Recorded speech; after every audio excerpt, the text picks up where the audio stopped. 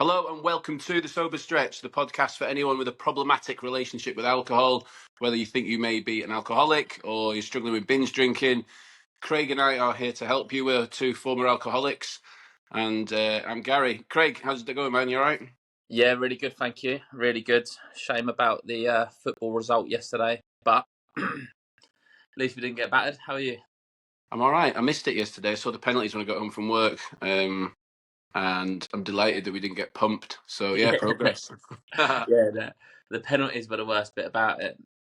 Johnny Yeah. Evans looked like he'd never kicked a football before. It was like me kicking with my right foot. It's crazy. I could tell he was going to miss when he walked up. He didn't look confident at all. I know. I like our little references to United at the start of each episode. I know, yeah.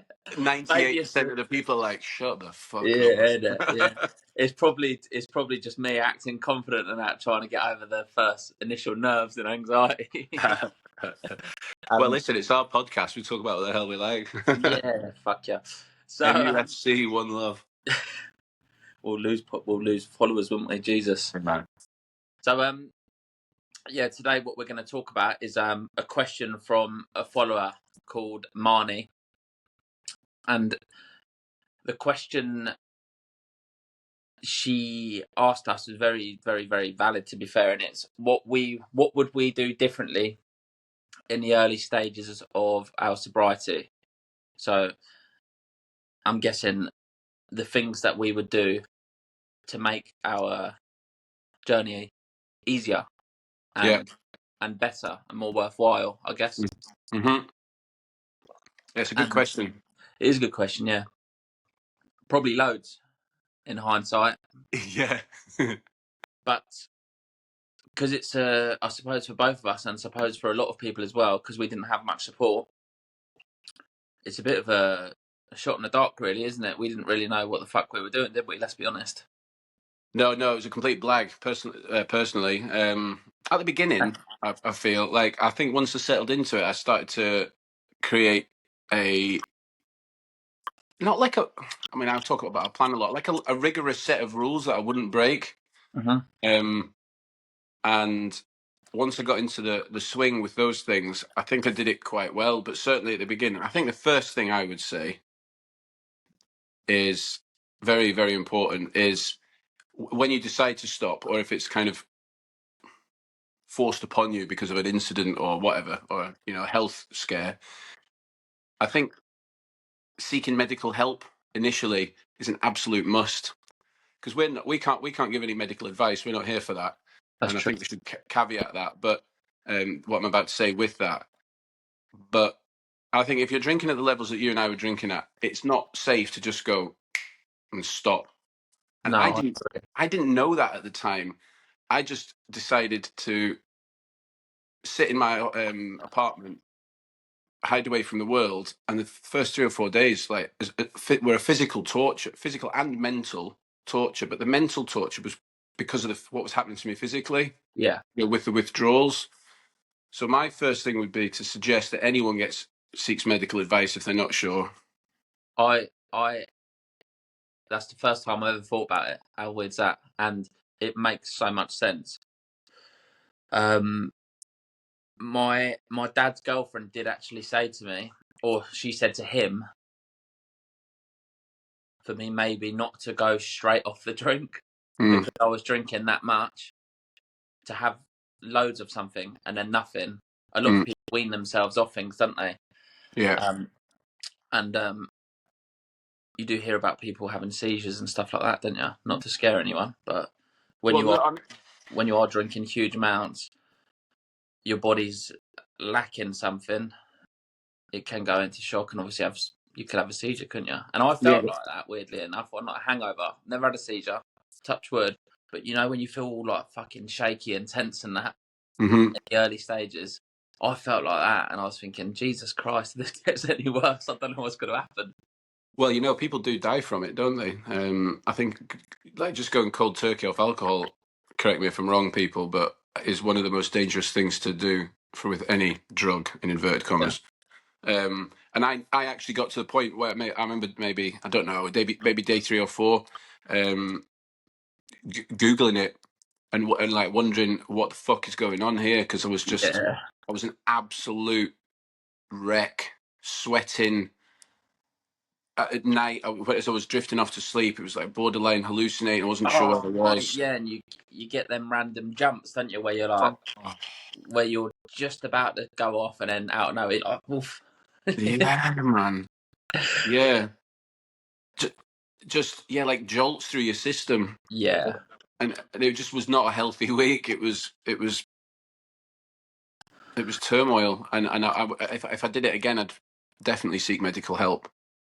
I'm never going to do it again. But if I could have my time over again, and it's positive, that would help in other ways as well. It's accountability, because if you seek medical help, you've gone out your way to be like, I'm fucking serious about it this time. I'm not fucking about. It's not just Monday morning and I'm saying, oh, I'm not drinking, and then drink. If you actually seek medical help, that is a big step, isn't it? Yeah. And peace of mind for the people that like myself, I do still get bad health anxiety. Always think there's something wrong with me. Not so much now, but definitely when I was withdrawing from booze, and I suppose you was as well, especially if you was Googling it, thinking, what the fuck is wrong with me? Yeah. But if you get a health professional to tell you that that's normal, that would have been lovely for me. Yeah. Weight off the shoulders. I think when you drink, or when drink is kind of the overriding force in your life, I think there's almost an ignorance through you. Like you're frightened to learn about it because you're so lost in it. So the idea of me Googling it on day one, okay, I'm going to stop drinking now. Maybe I should Google the medical ramifications of just stopping. It was just like, it wasn't a thought at all. No. Because I was so like wrapped up in a drinking world that I was just immature about everything. And, Yeah. it never even occurred to me that I could be putting myself in great danger. Because, when you go from drinking every day, that huge quantity, to nothing, your body's going to be like, eh. So yeah, I would absolutely have sought help if I could have done it again. And like you say, like accountability, but also what else do you get from the doctor? You get a suggestion to maybe you can seek therapy. Maybe you can go to Alcoholics Anonymous. Maybe you can go to another recovery program, or even detox 100%. right now. Getting yourself to hospital, you're going to die. So support network, massive. So yeah, I would do that. Because I think you and I were quite similar in that first week, where we were like just cabbaged in bed, fucking dying. Well, just thinking about it now as well, like your tagline is "Get to midnight, go again." That is literally all I done. Yeah. I just thought another day, get another day under, and then just completely winged it. Had no idea. Yeah, I think get to midnight, go again is fine if you're 3 months in, 2 months in, but maybe at the beginning it's get to midnight. No, phone a doctor and try and get to midnight, then go again. Yeah. Like look after yourself. Well, the whole thing on that is willpower, isn't it? That's what you're saying. Is just get another day under you. Do you know what I mean? And have a sleep. Then you've got a whole new day. Your batteries are recharged. Then you can go again. So it is really valid. But yeah, medical help. Never thought about it. It's crazy, isn't it? Like to think, why would you? Like you just, and also if you're drinking that much, I think you think you can handle anything, because you've got such a tolerance of drinking fortitude. So I think you kind of, you weirdly feel indestructible, even though you're getting destroyed by it. You know what I mean? Does that make sense? Yeah. You just feel like, I could literally drink anything and as much of it as I wanted to, and nothing would happen to me apart from getting drunk. Yeah, like you wouldn't say, like, you had cans of Coke. You wouldn't drink 10 cans of Coke back to back, would you? You would feel like shit just from the sugar and. But yeah. But it's wild, isn't it? Like, can you imagine drinking 10 pints of water from 6 p.m. to midnight? mate, you can drown. Yeah, I know, but they can do 10 pints in a proper session, you know, without even blinking. Yeah, Honestly, if someone kept filling your glass up with water, you'd be like, "Oh, Jesus, really?" yeah, I know. And it's not just that you're drinking shit. It's when you drink so much, you flush out all the important salts and stuff in your body. So you can. This is the PT in me coming out, but you can overhydrate, flush all the good shit out your body. Then one of the reasons why you feel so horrendous the next day because you've got nothing good in you because it's all been flushed out. Yeah, that depletion of goodness. Yeah, it's just too much, isn't it? Feel like a oh mate, just going off. You remember that feeling of how sometimes how thirsty you would feel after a big sesh, man? I used to think if I don't drink water now, I'm actually going to die. Those hangovers were just hell, weren't they? Have another beer instead. Yeah, I'm trying to think what my first liquid would be. Like, say on a Sunday, like if I'd been out Friday, Saturday, would I go to water first? I think I'd probably have a glass of water before I ventured to the fridge. If there was a beer close by, I would have gone through that. Oh yeah, If yeah, like the one that were on the bedside table, just one reach. yeah. I always find my mum always used to, when I used to go. I think I've said this before. Actually, my mum used to get bless her. I mean, can you imagine? I used to come home for like holidays, you know, like from uni, or come back when I moved to London, come back for the weekend, and I'd like take cans to bed, and she'd find a can of half-drunk stones in my room. She'd open the door, like, "You're right. Do you want a cup of tea?" And she'd be like, "Jesus, Gary, you know, shocking." Yeah, just thinking that you're a boy, but not knowing that you're actually a raging alky. Yeah, totally. But I always found like this straight up. Remember this: if it was January, or you know, cold winter, a can by the side of your bed would still be a little bit cold, so it wouldn't be as hideous. But in the Yeah, summer, yeah, it'd be gross. yeah, Yeah, yeah. I mean, like red I, flag, red flag. because ciders ain't that bad, warm man. Ciders weren't the worst, warm. Yeah. Weirdly, but yeah. Next, for me, Yeah, go on. this is kind of vague. This, I suppose, but because I did spend my whole first few weeks literally in a room, in an ensuite room, and literally didn't hid away from the world. I Yeah. think again in hindsight that wasn't the best move. I would have started getting in nature sooner. Mm-hmm. Natural healer, the hippie inside me, just taking in deep deep breaths. Do you know what I mean? Of fresh air instead of hibernating in some room eating takeaways and that, which is just like adding fuel to the fire. You're going to be overthinking non-stop on your phone, looking at shit about how long it takes to feel better. Yeah. Whereas if you go out and go for a walk and stuff like that, as hard as it is, make yourself do it. I feel like that would be a good way to make the days go quicker, tire you out, have a better night's sleep and stuff like that. Yeah, I wasn't working. Like I've said before, I stopped in the middle of April, and my work contract was due to restart at the end of May, 26th of May. I just remember it for some reason. So I had 40 days and 40 nights of not working before, you know, from the day I stopped.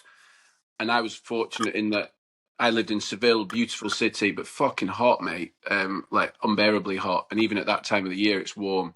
Yeah, But man. it was guaranteed sunshine every day. So once I'd kind of settled got through the first week, I was out a lot. Yeah.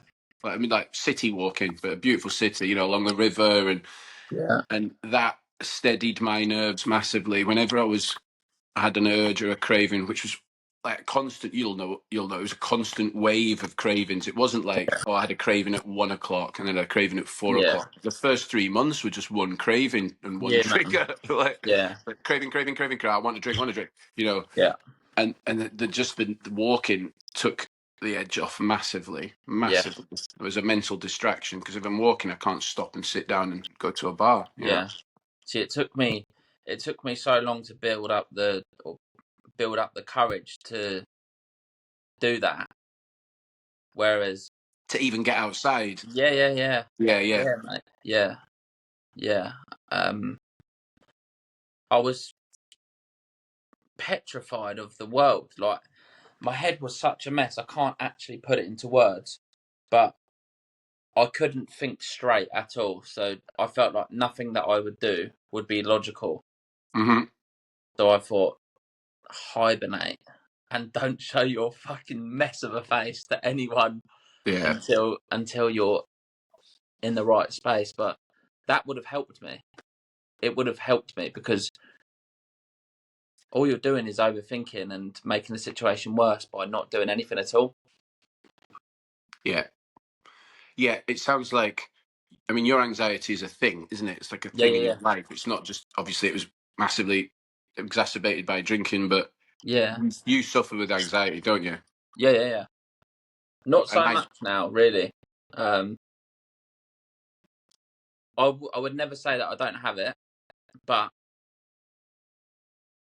drinking made it something crazy. Yeah. Crazier than what it should have been. Yeah, so, you've got an existing level of anxiety, and like you say, the just pouring petrol onto it with booze. Yeah. So nature, I mean, it sounds like such a simple fix, doesn't it? But I think if you're used to, obviously it depends on what type of drinker you are, but for example, if you're a mother and you work and then in the evenings, once the kids are in bed, you drink 2.5 bottles of red wine, you're an alcoholic, and what is your answer the next day when you want to stop drinking? Have you got time to go out? I don't mean mother. I was just thinking off the top of my head. Or if you're a, if you've got massive commitments in your life, how do you get into nature? I had 40 days to just like roam around and try and sort my head out. It's not it's quite rare that people have that random amount of time off, But so what would you, as someone who's like gotten sober through exercise and physicality, what is the replacement if you can't get out into nature? Well, what would you recommend? Call me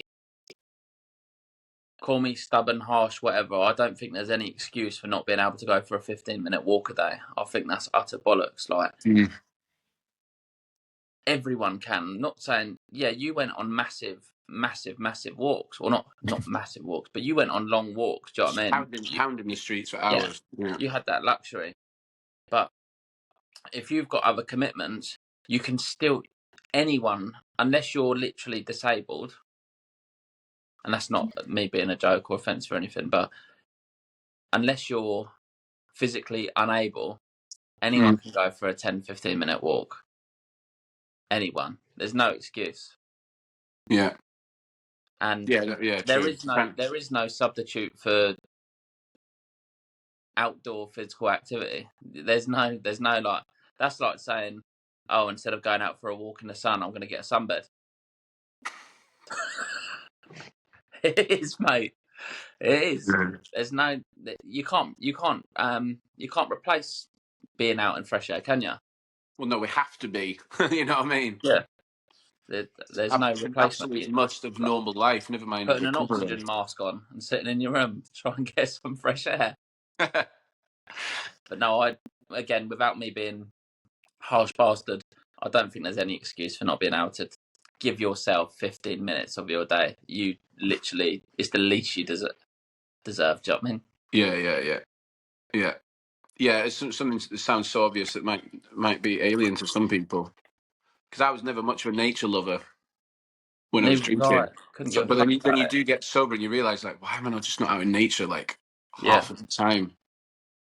Yeah. But I didn't have much interest in anything when I was drinking unless it involved drink. In fact, nothing. I'd only really give a shit about the football when I had a few beers because it goes hand in hand. But other than that, I didn't find anything interesting. If it was there was a family do or family get together, don't care. Is there going to be booze there? All right, sweet, I'll come. Yeah. The an alcoholic's hobby list is pretty short. Yeah, 100%. To write that down, you don't even need a piece of paper or a pen. Nah, you can definitely count it on one hand. What's another thing you would have done differently then? Do you know what I did? Do you know what? We got a message, and I'm yet to reply to it. I've had so many messages recently. I've had a lot of new followers on my page, and the comments and the messages are, well, beautiful. Look, invariably, there's a few like. There's 3 types of comments you get on a relatively, not controversial, but like a post that could be taken both ways, which I've done lately. And I get 90% nice comments. I get 5% sensible, challenging, questioning comments that actually make me think, question myself. And then you get those, that I just have to have empathy for because I feel for them because they're in turmoil. But yeah, few men probably call you a boring bastard, this, that, and the other. Yeah, because they're getting offended because they've got to take a look at themselves. Yeah, I'm doing my best to ignore them. It's just part of the game, isn't it? If your account gets some traction, but the ones that question. So my point was that lately I've had a lot of messages. I've not replied to them all yet, and I do like to reply to them all. And I'm going to reply to this one, and I want to mention this. It was someone that messaged us, not me, saying almost like we were disparaging and a bit critical of AA. Oh yeah, and which is true. To be fair, it's weird because actually, ironically, the post that I then did that day, which has done well on Instagram, was about calling myself a former alcoholic. And again, when I watched it back, I was like, "Is this disparaging towards Alcoholics Anonymous?" And I'm probably trying to overthink it when I shouldn't really. Anyway, it was a very nice message, and it was, "Guys, love what you're doing, blah blah blah. Only one thing," and it was like a comment about AA, basically, that we were maybe disparaging towards it. Yeah, and I hope that doesn't come across because I've got no problem with AA. No. I was going to say my next thing would be I would advise everyone to go to AA. There you go. So would I. So why? And we'll talk about that. Why would you suggest that? Because I went to AA to start with, and you went AA 6 months down the line. And I've not got a bad word to say about AA in that it stopped the flow for me. It gave me my like-minded people in a room, similar stories, galvanized my mental strength, and set me up well. And the big book was massively important for me when I read it in 2 days. So all those things would highly recommend. Yeah. You could owe a lot of your change and sobriety to AA, because who knows, if you didn't go there, you might not be sober. So what AA done for you, I can speak for you because I know for a fact, was life changing. So, but then you got what you needed out of it, and you didn't need it anymore. Why are you going to keep going to something that you've outgrown or got what you needed from? You know? Yeah. You never know. In 10 years' time, you might go and do another meeting. Who knows? But for me, why I would advise everyone to do it is because I felt so alienated, and sometimes I still do now. Like, I went on a holiday, first holiday I've ever been on, and without a sober one, obviously, and I was the only one not drinking, probably on the whole fucking island. And it's just a bit strange, you know, like being around everyone, not being able to have the same conversations with people, and sometimes you do feel like a bit of an outcast. Whereas I felt like that for 6 months, being my first 6 months sober. Then someone told me to go to AA, and then I felt I was like, what the fuck? Like, thank God, like, hallelujah. There is 50 people. There is 50 of me in one room. There's 50 people going through the same thing that I'm going through right now in one room. Why the fuck did I not come here earlier? Yeah. 50 people in the same room from the same area. Yeah. So when you do the maths, you're like, how many people are in rooms Oh, like this all mate. over the world? I am so not the only one. Yeah. Not judging you. Literally, not one judgmental person there. There is people that were worse than you. There's people that were not as bad as you. All types of age ranges. There is no judgment, and it's free. People do it because they want you. They genuinely want you to get sober, which I find mad in a world that is all about money and business, and they take their own time to do it. I think it's amazing, and I should have done it. I should have done it sooner. It would have been honestly, the stress I would have saved would have been incredible. Well, I've found since starting SoberNSound on Instagram that the chat around AA is that it can depend on the meeting. Like you go to a meeting that's established, and there's a lot of people that feel like they need to go there and have been going for years. Oh, and a portion of them are judgmental and insist you must call yourself an alcoholic for life. And then you might go to another meeting and it's a totally different vibe and energy. Yeah. The meeting I went to was very nice, very helpful, no bell ends. And apart from me, yeah, just me. Hi, I'm Bellend and I'm an alcoholic. Hi, I'm Gary and I'm a Bellend. But I think, yeah, I think the one thing for me was because the post I did the other day, which I've had a few comments from, was going. The reason I did it was because I've been getting so many people off one reel saying you can't be a former alcoholic. Yeah. And it's not that I'm calling myself specifically a former alcoholic. It's that I'm making that distinction. I don't think of myself as an alcoholic now. No. So, and I didn't like that idea. And if that works for some people, cool. Like, no problem with it at all. And it would absolutely urge people to go, because it's not just that. It's going to AA, even if it's not the meeting for you or it's not the program for you, is still a first as the first step of acceptance. Is taking action. You know, it's finding community. It's getting access to literature. You know, or something like critical things you need at the start. Yeah. So yeah, if it does come across that we're like, or I or you, we are caning AA, No. definitely not. And I No. think because we're quite blunt, we're quite frank, Yeah. and we swear a lot, and we're kind of we're lads, you know. And see how Maybe it looks. it comes across the wrong way, but Yeah. no hate for AA. No. And for some people, it will. I think it's amazing. Some people are there for 20 years, like longer. I'm sure there's some people that have been at AA for 40 years, Therefore, which is incredible, and they take so much time out of their day to help other people for free. I love shit like that. I think that's amazing, especially when we were such lost causes. Do you know what I mean? It was important.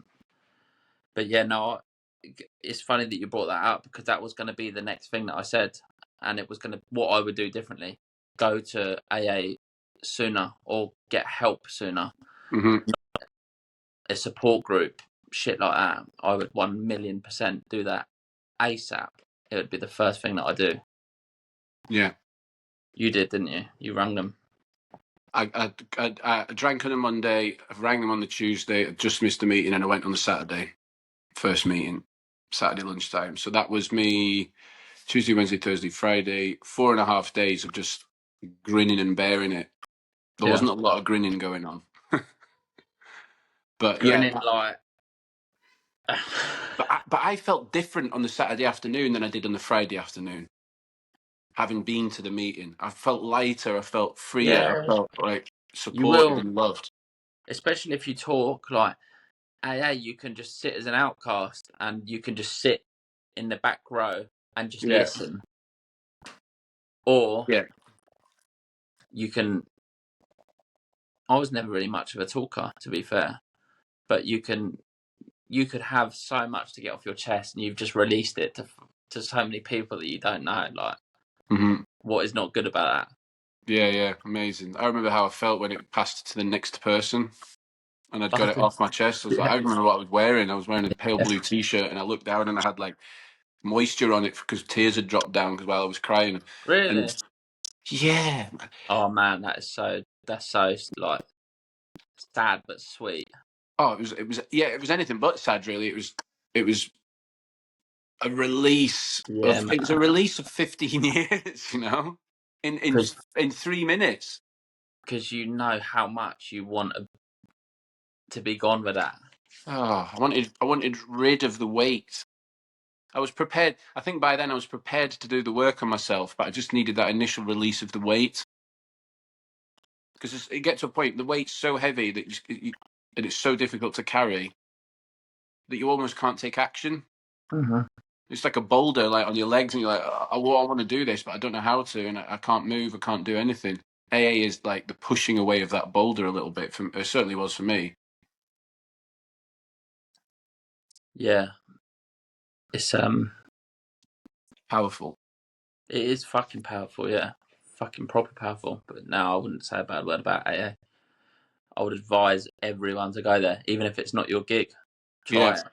Start a program. Yeah, man. You decide you don't like it, so then you look for something else. AA's done another job. You know, it's like pushing in the direction of. Yeah, like I never read the big book. I don't even know what the 12 steps are.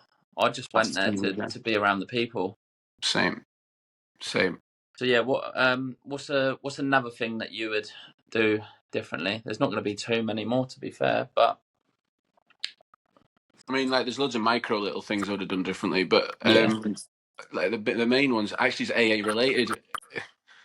I think I would have had more of an open mind with. I think it's step 4. Excuse my ignorance, people who know the steps, but I don't.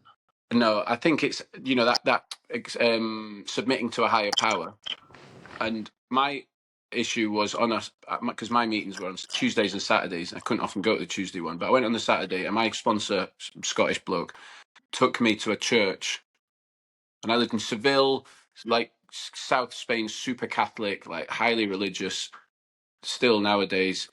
Beautiful churches. Went into this church, and when I came out and he left, I was like, "Fuck that! I can't be arsed with that. It's not my bag." But he wasn't taking, and I couldn't distinguish between submitting to, just accepting the reality and submitting to a higher power. My idea was, they want me to believe in God. I was naive. My brain was absolutely spangled. I was trying to get sober. I was trying to change my life. And suddenly, like, whoa. Yeah. I know exactly how you feel. With hindsight, fucking blown to pieces, and then they start chucking that in the mix. You know what I know, man. And it's absolutely not my vibe. I'm into, like, I understand why people have faith, and like if that helps carry them through their life and gives them an anchor. Yeah, I love that. Each to their own. Yeah, cool, man. Like, you want to go to AA every day and then go to church every day, safe.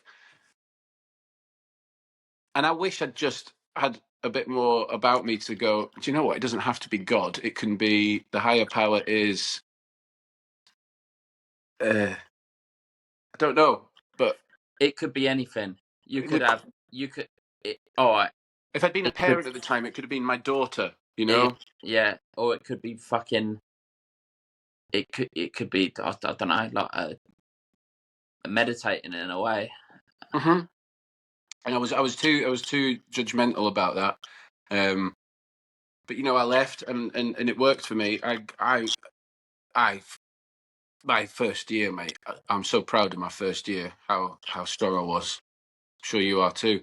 And I think we should mention that yesterday was not only an impressive performance by United, but you were 2 years sober yesterday. Yeah, man. Give it up, bro. Yeah, yes.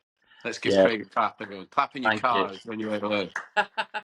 Fucking legend. And that yesterday was I met my partner on the 10th of August as well. So it's a good day for What both day of for them. everyone? Yeah, man. How you feeling about it? Yeah, do you know what? It felt like do you know what? It felt like it was my birthday when I was a kid. You know, when you're a kid and you get like bouncy castle and all that shit, and you're actually excited for it. Mm-hmm. Yeah, it felt. I don't really like birthdays anymore. Me neither, actually. Yeah. And I don't know. It's just quite significant, isn't it? I'm not really like. I'll get cringed out by quite a lot of stuff, and I don't like all limelight on me, and quite a humble person, I think. Believe it or not, but it was believe it or not, I absolutely think that. I've thought that since I knew you. Yeah, I don't know. It was you reflect so much when another year goes past. Yeah. And I don't know. I got quite emotional at times. Honestly, I'm like, what the fuck? Like, Why wouldn't you? Why wouldn't you be emotional? Yeah, it's You've just turned your life from like. Talk about a turnaround. like, yeah, the messages that I was getting for people, like people saying someone said out of everyone I know, you were the person I least expected to change their life. Yeah. Like, fucking hell, man. Jesus Christ, you're gonna have to stop. That's a harsh indictment on your past life, isn't it? It was so Yeah. bad that a person thought nobody was worse or more addicted or more Exactly. lost. I got that a lot as well. People like, And wow. stubborn as well, because like they say, how people only see you when you're the pissed up twat down the pub, whatever. Like you said it, you give it the big one and start winding people up and stuff like that. Mm. That's all they see. So then they've got you as this person that just doesn't give a fuck. And he's happy with his life, and he just doesn't give a shit. They don't see you quivering In the fetal position. shaking in the fetal position. Yeah. Mummy. Yeah. Good day though. Good day. It is an emotional thing. You like you say, it's a lot of looking back, but in a good way, seeing how far you've come. My first few April the 15th were emotional, and then the 6th and the 7th one would pass, and then I'd be like, oh, I'd say to a mate that was sat with me, oh, fuck me, mate, I've just realised I was 7 years sober 2 weeks ago. Which is important for people to understand that it does come a point where you don't even, you don't even notice the date because you're so cracking on with you're so in the zone of cracking on with your new life. Yeah. It's just one of them things, isn't it? I mean, like the landmarks and that, like 5 years, 10 years, sweet. Like, yeah. If you want to celebrate them, celebrate them. I didn't do nothing spectacular, but my bird, she actually like got me some. She surprised me a little bit. She was like some 0% prosecco or something. That was actually quite nice. And I just thought that's so sweet, so sweet. But yeah, I know what you mean. It just becomes another day, doesn't it? Yeah. But it has to become like that. You can't like dwell on it forever, because you've created a new person. The reels you've posted in the last couple of days, the kind of before and after vibes. The contrast is so stark. It was the same with me. You've created a new person. Yeah. You're not that person anymore. You've rebirthed a new human being. Yeah. Yeah. Which probably less painful than childbirth, but emotionally quite painful. I'm just thinking whether you've created a new person or you've brought back the old person before you was addicted. Yeah, that's a good point, man. The only reason why I say that is because and I love this. I get messages from people that are saying, like, I got this message that I just literally read this morning. Again, I need to reply to it. But this guy's 39, or is he in his 40s? Whatever. And he said that he's X amount sober. He was an alcoholic, and he's just started skateboarding. Like, how sick is that? Amazing. Because he was a teenage skateboarder, like exactly. Like, how sweet is that, man? guessing, but yeah, of You fall in course. love back with your old hobbies. Like, I stopped playing football for years, played football again, but drink sucks all that away from you, because you fall out of love with everything, don't you? Mm-hmm. Going back to the hobby thing, it takes everything from you. If you're an addict, it takes fucking everything from you, and then you have no desire to do nothing apart from drink. So Yeah, when you get them old hobbies back and start falling in love with life again, I think that's fucking beautiful, man. yeah, man. Yeah, couldn't agree more. There's So it's like all that. It just all comes out, doesn't it? All the yeah, man. We still do it now. Do you know what I mean? We're meant to be talking about something, and then we'll just go on a tangent because we're so passionate about it. yeah. So submitting to a higher power. Yeah. That was good for me. That was a mistake on my part. It was just not. It was stubborn, but I was a stubborn person. I was like inherently stubborn because I was drinking a lot, and I was Yeah, being told you need to stop drinking. I'd be like, nah, fuck off, you know. same. So there's just that stubbornness was through me. And then when you get sober and you start to practice gratitude and meditate, you don't. You're not as stubborn. You know, you're more welcoming of Yeah, opposing things to your you don't know you know everything. set of mental standards that you've created over time. Yeah, Yeah. You. and you're more willing to learn more, aren't you? Mm-hmm. Yeah. Well, you're willing to learn at least, a tiny smidge of anything. Because before, what did you learn?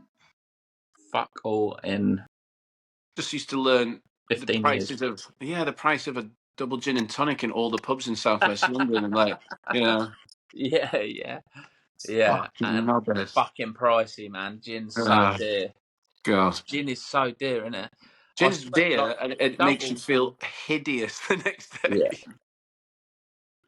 I Going back to that, I remember once, yeah, when I made a lifestyle change, I said I wasn't going to drink beer anymore. I was only going to drink gin. How fucking stupid's that? To lose weight. To lose weight. Oh, mate. How stupid is that? What? I don't like being a fat beer alcoholic. I want to be a skinny gin Yeah, alcoholic. yeah, yeah, yeah, yeah, yeah. Because I was scared to commit to the full thing. Yeah. Of course. Yeah, it's all lies. Another thing Ridiculous. that I would do. Do you know what? Thinking about this, if I could, I'm blessed because there are people that figure it out later. But I would have made the change sooner if I could have. Yeah, that's a nice way to finish. God, yeah. Waste. If I All that could, waste. but is it wasted or is it a lot of lessons learned? Because how are you going to change if you haven't got enough bad experiences? Because you use all them bad experiences, don't you, to put you off. Mm-hmm. Yeah. Like, you're so passionate 10 years later because of how shit and miserable your life was. Effectively, really, yeah, like, that's it, isn't it? To Yeah, recount it and then be able to like talk about it with some authority as someone yeah, that managed to stay sober. It's still a very. It was a turning point. Well, it was the ultimate turning point in my life. So of course, yeah, I've still got a lot to say about it. But yeah. yeah, do it sooner. Do it now. Man, yeah. Some people miss out on having kids, job opportunities, careers, travel opportunities. Your life could be so much different if you gave up now. Now. Yeah, the power of now. Tried reading that book, but a lot of long words in it that go over my head. There's a movie, Stephen Dorff. Any good? I've not read the book. Quite enjoyed the movie. It's old now, but yeah, about 20, 30 years old probably. The power.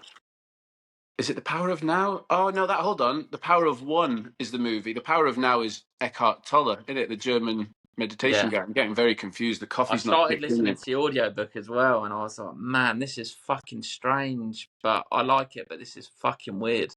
Sorry, I got very confused. I was totally not with it there. Yeah. I like him. He's I like his YouTube stuff, or I like the videos he's on YouTube. Yeah. Fucking hell, man, the coffee's not doing its job.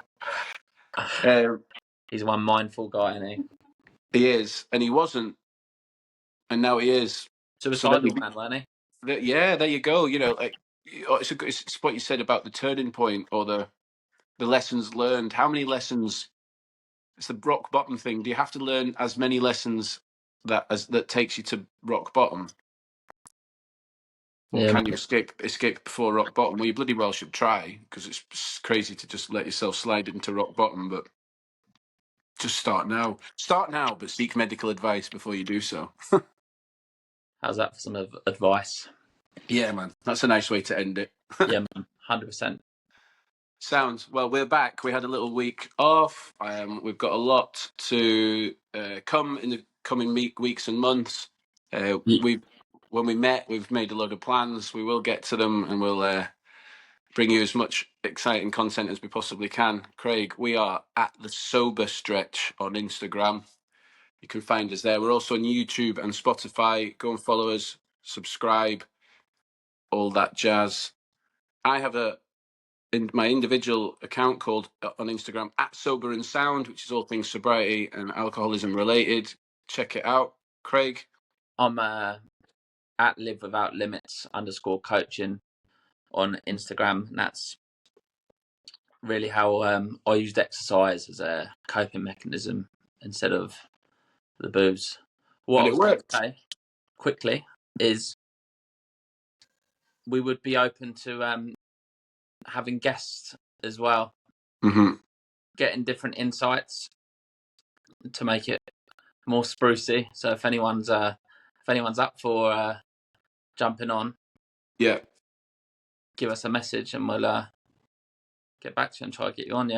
yeah, definitely. I think we're at that stage now, aren't we, where we could do with not do with, because you and I could talk forever, but we could definitely. It would be nice to have other angles and see how the three people bounce off each other with alcoholism related shit. Man, Sounds 100%. well. Congratulations on 2 years, mate. Thank you Big so respect. much. Appreciate it, man. Here's to another 2. Yeah, boy. Take it easy. Great, man. Catch you later. Peace.